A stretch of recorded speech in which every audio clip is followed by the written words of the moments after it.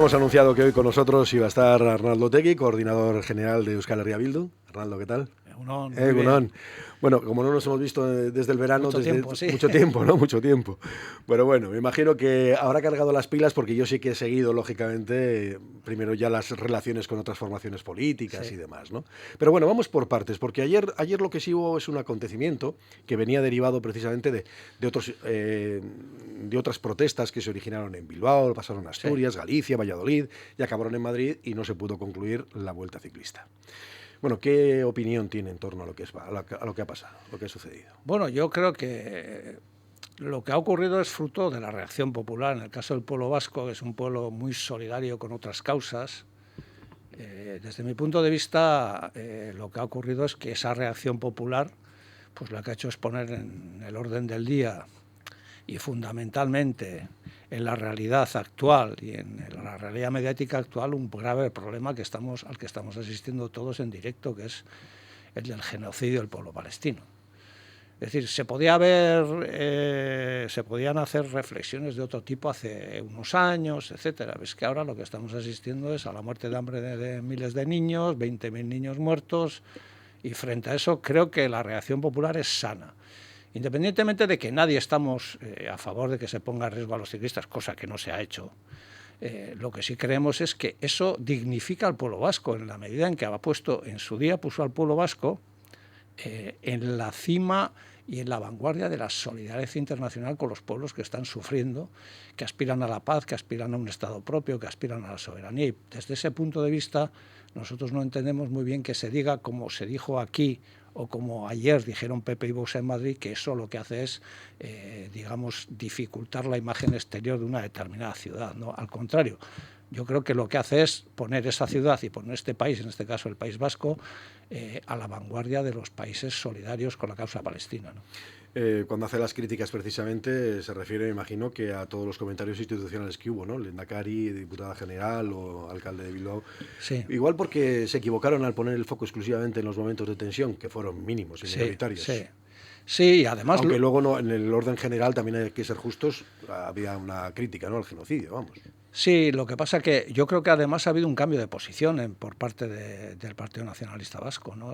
Aproximadamente 24 horas después hubo como una especie de recogida de esas reflexiones y se plantearon otro tipo de reflexiones. Bueno, hemos oído al diputado general de Araba decir que ya no solo es en el tema ciclista, sino que habría que tomar determinadas decisiones en el ámbito deportivo. A Gasteiz suele venir muchas veces el Maccabi de Tel Aviv, suele haber incidentes. Claro, el problema es cuando la gente dice no hay que mezclar la política con el deporte, pero es que, y si uno escucha al director deportivo, al dueño del equipo ciclista, o escucha buena parte de lo que suelen plantear las gentes del Maccabi de Tel Aviv, pues no se manifiestan solo en un espacio del ámbito deportivo, sino fundamentalmente hacen gala de las estrategias que en estos casos están conduciendo a donde están conduciendo. Y nosotros no estamos, ni hemos sido nunca partidarios de determinadas posiciones con respecto al conflicto palestino-israelí. Siempre hemos defendido la solución negociada, siempre hemos defendido la solución de los dos estados que den seguridad el uno al otro, y creemos que lo que más nos impresiona, o por lo menos lo que más nos llama la atención en estos momentos, es que da la impresión de que Israel ha tomado una decisión de carácter estratégico, que es abandonar definitivamente toda solución negociada y dialogada en un mundo en el que, bueno, han saltado por los aires todos los mecanismos de la diplomacia internacional, etcétera, donde parece ser que la ley del más fuerte es la que se impone. Pues nos da la impresión de que Israel toma una decisión estratégica en este contexto internacional con el apoyo de Trump, de liquidar entre comillas, el problema palestino, no acudir más a los ámbitos de la diplomacia y la negociación y tratar de, mediante un genocidio o mediante la expulsión de los palestinos de su tierra, instaurar eso que llaman el Gran Israel, ¿no? Esto nos preocupa enormemente porque hoy es Palestina, mañana puede ser otro país. Y creemos que además esto no va a conducir más que a más sufrimiento y a más conflictos a largo plazo, ¿no? Bueno, he mencionado Estados Unidos, también de allí ha llegado precisamente en las últimas horas, ¿no?, cierta convulsión que a nosotros nos deja perplejos, ¿no?, donde ha habido un asesinato, han matado a un influencer, vamos a llamarlo así, ¿no? Sí. Lo que pasa que con unas ideas de ultraderecha muy extremistas, ¿no? Sí. Que no justifica una cosa con otra, pero eso es la realidad, ¿no? Eso es lo que hay. Y claro, estamos viendo una sociedad como absolutamente convulsionada. Y el problema está que parece que esto se mimetiza y se pega. Ayer mismo en Madrid, en Vistalegre, pues la ultraderecha de Vox estaba celebrando pues y homenajeando a este hombre, ¿no? A las ideas de ese hombre. Sí, yo creo que el problema en Estados Unidos es que estamos asistiendo, digamos, un poco perplejos a lo que está ocurriendo en el planeta durante las últimas décadas, ¿no? Nosotros veníamos advirtiendo en nuestras reflexiones que lo que se estaba produciendo era una crisis civilizatoria, que lo que se estaba produciendo era una pérdida de hegemonía por parte de Estados Unidos con respecto a China, y todo esto se da en un mundo en el que lo fundamental desde mi punto de vista es, y lo hemos dicho en algunas ocasiones aquí, ¿no? Nosotros venimos de una época histórica en la que las religiones jugaban un papel. Se podría estar de acuerdo o no con ellas, pero todo el mundo entendía que articulaban una buena parte de la sociedad. Las ideologías políticas, los cambios revolucionarios jugaban otro papel. Y hemos alcanzado el cenit de lo que puede ser el relativismo moral, ético, político, con una clase política muy desprestigiada, etcétera. Y todo eso ha generado un caldo de cultivo del que se aprovechan las élites de la extrema derecha. Y claro, en un país como Estados Unidos, donde el empleo de las armas es una cosa fundamental, es que todo el mundo va armado, todo el mundo puede acceder a las armas, pues se está produciendo un nivel de crispación y de polarización que a nosotros nos preocupa mucho, en la medida en que hoy ha sido este influencer de la extrema derecha, pero mañana puede ser alguien, que ya ha ocurrido, que pertenezca al Partido Demócrata o a la izquierda norteamericana, ¿no? Entonces estamos asistiendo a lo que nunca hubiésemos pensado, ¿no? Que las grandes potencias, claro, pero es que en Estados Unidos venimos del asalto al Capitolio. Es decir, el otro día hubo unas declaraciones del señor Trump que fueron por lo menos, que llamaban la atención, cuando dijo, comentando la sentencia por golpe de Estado a Bolsonaro, que no entendía muy bien la sentencia porque él hizo lo mismo. Claro, es que él lo que trató de hacer fue un golpe de Estado. Y los golpes de Estado en las democracias, incluso formales, se pagan con cárcel en determinados sitios. Entonces, este es el mundo que nos ha tocado vivir. Entonces es un mundo muy convulso, muy inestable, donde no hay reglas. Y creo que esto va a tardar un tiempo en volverse a rehacer, si es que se rehace. ¿Y ese auge de la extrema derecha, hasta qué punto es responsabilidad de la izquierda? Yo creo que en buena parte es responsabilidad de la izquierda. Es decir, desde mi punto de vista, aquí lo que ha ocurrido son muchos factores, ¿no? Si la política, cuando la izquierda accede al gobierno, tiene los márgenes muy reducidos, que es lo que ocurre en las democracias formales, si la izquierda hace un planteamiento y no es coherente en sus modos de vida incluso, en sus modos de hacer política con ese planteamiento, si lo que la gente percibe es que la política habla de cosas que no tienen interés para la gran mayoría de la gente. Es decir, nosotros solemos resumir esto en un tema, en una frase que hemos importado de Uruguay, que es para EH Bildu y para nosotros y nosotras, nosotros no estamos aquí particular minorías intensas, sino para construir mayorías sociales. Y las mayorías sociales se mueven hoy en determinados temas con preocupaciones que son muy mayoritarias, como es el empleo, como es la vivienda, como es la salud, como es la seguridad, etcétera. Y la izquierda le tiene que hablar a esa gente.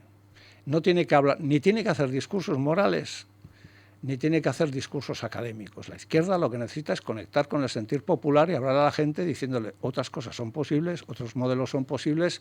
Es más, si no somos capaces de construir otros modelos, la extrema derecha ocupará nuestro lugar. Porque si la extrema derecha hace una cosa bien es simplificar el mensaje, elegir bien el enemigo y hacer constantemente apelación al mismo. ¿Quién es el enemigo? El inmigrante. ¿Quién es el enemigo? Los que no aman suficientemente a su país. Y lo que hacen es conectar con un montón de gente que considera que su propia frustración en la vida necesita un culpable. Y la extrema derecha lo que hace es señalar un culpable. Y la izquierda lo que tiene que hacer es señalar las soluciones, no los culpables. Ha mencionado varios aspectos. Ha mencionado uno de los temas que preocupan a la sociedad, que evidentemente son muchos de los que ha manifestado, entre ellos, por ejemplo, la seguridad. Lo que pasa es que, claro, eso es un tema muy delicado, ¿no? Sobre todo cuando ponemos la vista en Euskadi. Aquí han sido ustedes críticos con respecto, pues, por ejemplo, a los posicionamientos del propio gobierno vasco señalando la seguridad, diciendo que están comprando argumentos de la extrema derecha, ¿no? De la derecha y la extrema derecha. Yo creo que el último que ha señalado algo parecido ha sido el señor Andueza con respecto al PNV, ¿no? Pero aquí, por ejemplo, hemos tenido durante todo el verano algunas polémicas que a mí me gustaría volver a reseñar y volver a reflexionar sobre las mismas, ¿no? Para mí el acontecimiento más importante que se ha producido en estos 3 territorios con respecto a la Ertzaintza es la dimisión de la cúpula de Arkaute con respecto a la Ertzaintza. Y ahora tenemos un serial en un periódico conocido de estos 3 territorios en los que habla de los problemas de la Ertzaintza. Bueno, aquí ha habido un interés por decir que es EH Bildu la que tiene un problema con la Ertzaintza. Y nosotros, frente a eso, lo que decimos es, no, nosotros queremos recuperar la Ertzaintza en versión original. La Ertzaintza aquella que decían se iba a parecer a los bobbies ingleses, la Ertzaintza aquella popular, la Ertzaintza aquella euskaldun, que sobre todo y durante la transición teníamos claro más que qué era, qué no era, y era una Ertzaintza alejada absolutamente de los modelos policiales españoles. Yo creo que nosotros, además de eso, hemos tenido algún episodio, por ejemplo en Ondarroa, en el que hemos, digamos, apoyado claramente a nuestra policía municipal, porque en este caso era una mujer, y yo quiero volver a repetir como 2 cosas. No, nosotros no tenemos problemas con los ertzantzas individualmente, no decimos que la Ertzaintza sea un cuerpo que no haga algunas cosas bien, probablemente las hará, pero nosotros tenemos la obligación de señalar las actitudes antidemocráticas y los comportamientos antidemocráticos de la Ertzaintza cuando estos se producen. ¿Por qué razón? Porque observamos con preocupación que en las democracias formales todos los ministros del Interior siempre defienden todas y cada una de las actuaciones de la policía. Y eso, desde nuestro punto de vista, no hace una policía mejor, hace una policía peor. ¿Por qué? Porque lo que alimenta es un sentimiento de impunidad. Nosotros, la clase política que nos gobierna, nos va a defender siempre, por lo tanto no nos podemos exceder. Nos podemos exceder porque hay un sentimiento de impunidad. Nosotros creemos que hay que hacer un debate claro sobre el modelo policial y nosotros tenemos propuestas sobre ese modelo policial. Pero ¿en algún momento la Ertzaintza le ha convencido a Euskal Herria Bildu que se les ha convencido? Porque hablan de el estado primigenio, pero eso no sé cuándo se produjo. Bueno, luego aquí lo que ha habido es una historia un poco convulsa, y muy convulsa, y en la que todos hemos tenido responsabilidades. Pero desde nuestro punto de vista, lo que sí queremos dejar claro es una cosa. Para Euskal Herria Bildu, en la República de Euskal Herria Bildu va a haber policía. Y una cosa es que tener la aspiración utópica de que construir sociedades socialistas en las que no haya cárceles ni policías, que está bien, pero desde nuestro punto de vista, la República Vasca va a haber policía. Lo que queremos definir es qué República Vasca y qué modelo policial, tanto en Navarra como en los 3 territorios queremos tener. Es decir, que nosotros no estamos en la posición ACAP, de decir que todos los policías son iguales. Y luego en nuestro país creo que hay que hacer una distinción. ¿Cuál es uno de los aspectos que nos empiezan a preocupar? Equiparar la Guardia Civil con la Policía Municipal en este país nos parece un grave desatino ideológico y político. Es decir, todos conocemos policías municipales. Sabemos que hay episodios en las grandes ciudades con determinadas policías municipales. Bien, cuando se produzcan esos episodios habrá que ser críticos, pero no confundamos los términos. Nosotros no concebimos una República Vasca sin policía. 2, lo que queremos debatir es qué modelo de policía hay. Y evidentemente las dimisiones habidas en Arkaute o los últimos acontecimientos que estamos conociendo a través de la prensa, y no le voy a dar yo pábulo a determinada prensa, lo que nos obligan a poner encima de la mesa es ciertamente que aquí hay un problema con el modelo policial. Pero nos ha ocurrido lo mismo en Osakidetza. Es decir, que en Osakidetza hace unos meses se cesó a toda la cúpula directiva de Osakidetza. Bueno, pues no tenemos bien ni sabemos bien cuáles son las razones, ni para una cosa ni para la otra, ni para las dimisiones en Arkaute, ni para las dimisiones en Osakidetza. Y eso da la impresión de tener una especie de gobierno en estos 3 territorios en el que no se sabe muy bien si hay alguien al volante. Pero vamos a verlo con el tiempo, ¿no? Bueno, por cierto, que ayer el PNV decía también que Euskal Herria Bildu traspasa líneas rojas, ¿no? Haciendo referencia también a la Ertzaintza o a los episodios que ha habido, por ejemplo, ¿no? De pintadas y grafitis y demás, ¿no? Sobre Euskal Herria Bildu. Y que luego, además, por ejemplo, en Madrid es mucho más condescendiente, ¿no? Las líneas rojas que pone aquí no las pone en otro lugar. Bueno, es que exactamente lo que dijo Pello Chandiano es que no queríamos poner líneas rojas. Llevamos un montón de años diciendo, oiga, nosotros no vamos a las negociaciones poniendo líneas rojas, ¿vale? Aquí las líneas rojas se pusieron en el 78. En el año 78 aquí se definió un modelo y un régimen en el que las líneas rojas eran muy claras. Había que aceptar la monarquía, había que aceptar nuestra división territorial como país, había que aceptar que no nos reconocían como nación, había que aceptar que no teníamos derecho a la libre determinación, había que aceptar la propiedad privada y había que aceptar que definitivamente este país no tenía ningún tipo de camino para alcanzar su libertad, si eso es lo que deseaba la gente. Ahí se pusieron las líneas rojas. Nosotros no somos partidarios de poner líneas rojas. Es más, creemos que en el espacio del estatus político tenemos que alcanzar entre todas las grandes familias, como se hizo en su día en Loyola, pues un acuerdo suficiente para todo el mundo, lo cual no va a ser nada fácil, porque todos sabemos cuáles son los temas que hay que abordar, ¿no? Entonces, yo percibo en determinados sectores políticos la intencionalidad, la idea de lanzar permanentemente la idea de una Euskal Herria Bildu inexistente, ¿no? Tú me hablas de las pintadas.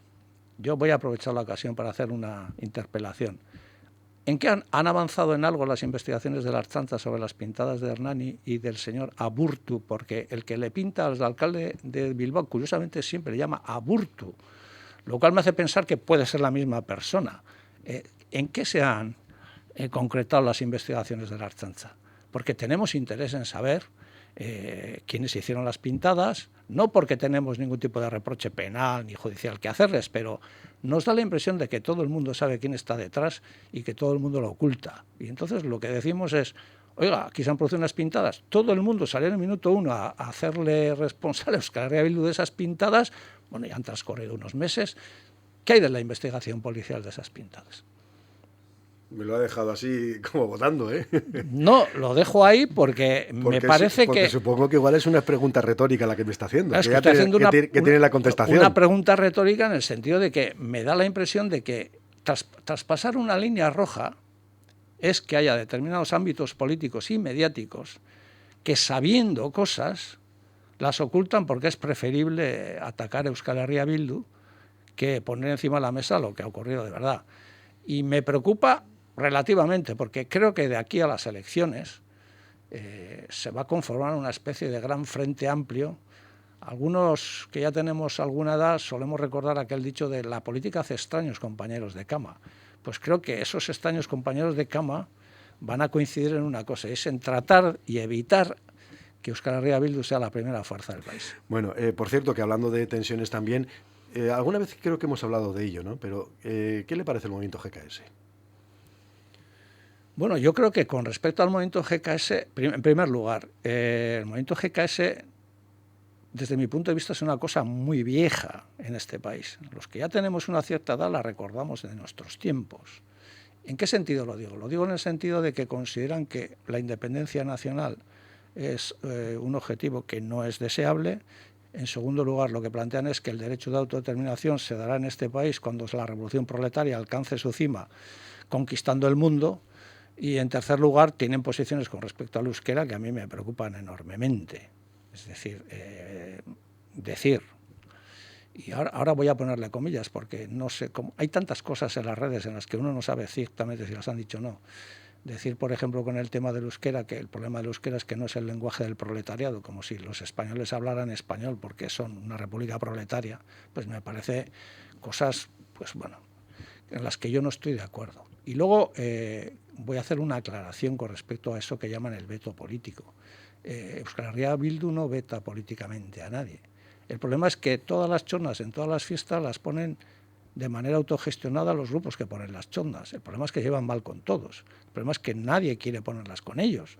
Entonces, yo considero que es un movimiento, ¿cómo lo diría? En el signo de los tiempos. Hay gente que piensa que la solución está en la nostalgia y hay gente que piensa que no hay solución y está en la derrota. Nosotros nos situamos entre las dos, ni en la nostalgia ni en la derrota. Bueno, y ahora voy a llevarle a otro de los puntos, cuando le he dicho lo de allende las fronteras, lógicamente, porque hay que mirar también lo que sucede en Madrid, ¿no? Digamos que Euskal Herria Bildu, no sé si está en mejor sintonía que el PNV, por ejemplo, que otras formaciones con el propio gobierno de Sánchez. Pero la pregunta es que igual no hay alternativa hoy por hoy. A la de Sánchez. Bueno, hay alternativa, pero es sustancialmente peor. Es decir, nosotros en la noche electoral de las elecciones españolas hicimos una apelación a lo que nosotros entendemos que es practicar una política nueva, no proclamar una política nueva.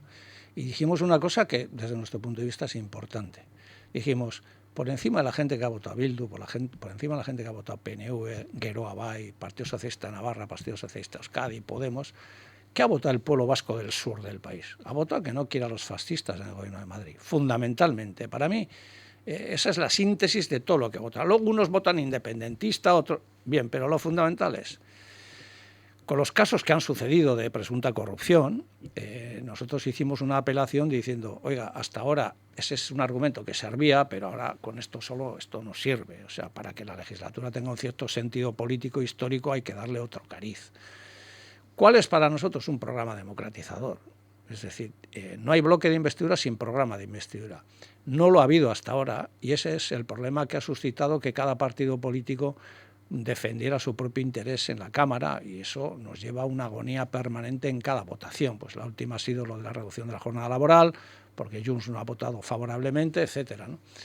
Entonces, yo creo que ya no vale solo decir los otros son peores, pero sin menospreciar el argumento, porque nosotros nos podemos encontrar con un gobierno en el Estado en el que Santiago Abascal sea vicepresidente, con todo lo que eso quiere decir. Y quiero en esto hacer apelación a una cosa. Antes decía que Israel ha tomado una decisión estratégica. Yo no sé hasta qué punto la derecha española no ha mutado y también ha tomado otra, que es la de aquella de pensar que durante 40, 50 años ha jugado con el PNV y CiU, con eso que llamaba las burguesías periféricas, para sostener la acción del Estado, y no sé hasta qué punto la derecha española, después del procés y después de la moción de censura que apoya el PNV, no ha decidido que aquí toca una larga marcha con la derecha española sin complejos, lo cual puede tocar nuestro autogobierno, las libertades, etcétera. Entonces, frente a eso, nosotros hacemos una apelación al sentido común, que es, frente a eso, frentes amplios y programas de mínimos. Pero en esos programas se tiene que poner, digamos, en el centro lo que es el problema plurinacional del Estado. Es decir, tiene que haber, ese bloque tiene que tener un modelo alternativo de Estado. Claro, el problema está que primero hay que discutirlo aquí y tendríamos que llegar a un acuerdo aquí, ¿no? Sobre cuál es la esencia precisamente de Euskadi, que eso todavía es algo que está en el aire, ¿no? Que parece que hay acuerdos. El otro día leía, ¿no? que sí, que bueno, más o menos hay un acuerdo, no sé si es aquel que se hizo en su momento, o si hay acercamientos que yo me he perdido, no sé. Yo creo que primero tenemos que ponernos de acuerdo aquí. No, por eso digo que primero hay que poner aquí, ¿no? Porque ir a Madrid con un proyecto plurinacional que todavía aquí no está concretado... No, eso es inviable, ¿no? Eso es inviable en la medida en que va a necesitar pasar por... Pero para nosotros el esquema es bastante sencillo, ¿no? Primero nos tenemos que poner de acuerdo los vascos, la mayoría de vascos. Con respecto al estatus de los tres territorios, pues es evidente que hay una mayoría abertzale muy clara en ese Parlamento, pero que no es operativa políticamente. Porque hay un gobierno de coalición con el PSE y el que pone en líneas rojas es el PSE. Ese sí pone líneas rojas. En la educación, en euskera, ese sí pone líneas rojas. Algunos las aceptan, ¿eh? Entonces, tenemos que ponernos de acuerdo. Yo creo que tenemos que ponernos de acuerdo en una perspectiva, que es los grandes retos que nos van a atenazar o que nos van a... Y entendiendo los grandes retos como grandes oportunidades en los próximos meses y años, necesitan de instrumentos en este país para hacerles frente. Hemos hablado de la seguridad, hemos hablado de la vivienda, hemos hablado de la educación, hemos hablado de nuestro carácter nacional, etcétera. Entonces, creo que estamos en ese esfuerzo y en ese esfuerzo vamos a seguir. El país necesita grandes acuerdos. Yo he manifestado en muchas ocasiones aquí y en todos los sitios donde he podido, todos los estados del mundo tienen acuerdos de Estado. Bueno, en el mundo en el que vivimos ya ha desaparecido hasta eso.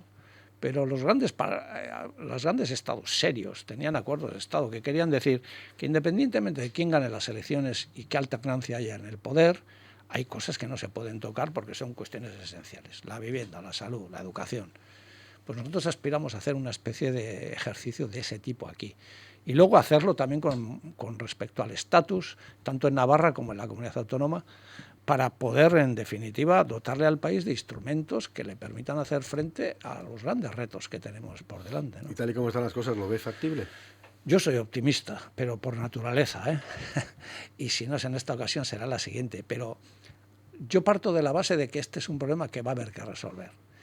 En algunas ocasiones a los compañeros y compañeras de la izquierda española les comentamos una cosa que desde mi punto de vista es importante. Es decir, en todas las crisis que ha habido en el Estado, en todas, al final lo que se pone encima de la mesa es el problema nacional.